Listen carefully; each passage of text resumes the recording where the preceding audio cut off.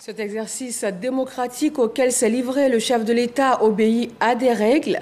Avant l'intervention du président Alassane Ouattara, le président de l'Assemblée nationale et la présidente du Sénat ont respecté le protocole établi en la matière. Mahama Traoré nous décrit les temps forts de cette séance parlementaire.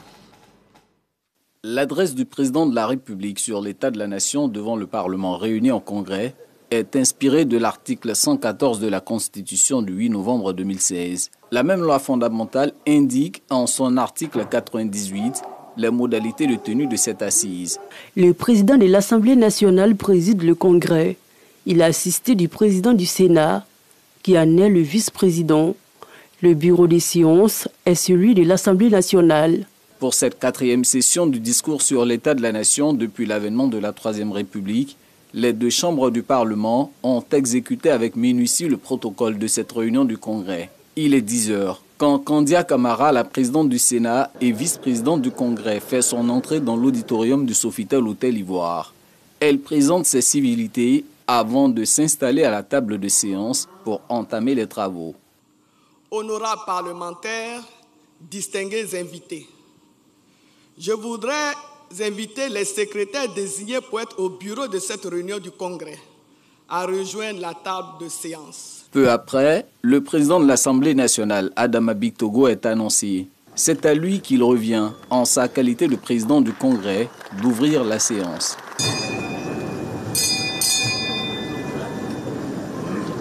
Suivra l'appel nominal. Madame Aka Amanan Véronique. 248 parlementaires présents, 33 excusés.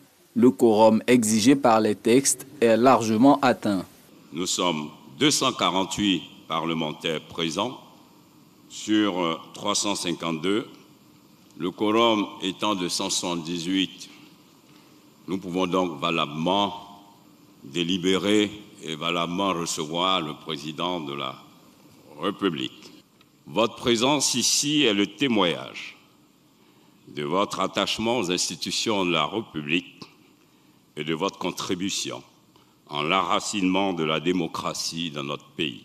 À la suite de ce propos introductif, le président du Congrès suspend la séance au motif d'accueillir le président de la République pour son adresse sur l'état de la nation devant le Parlement réuni en Congrès.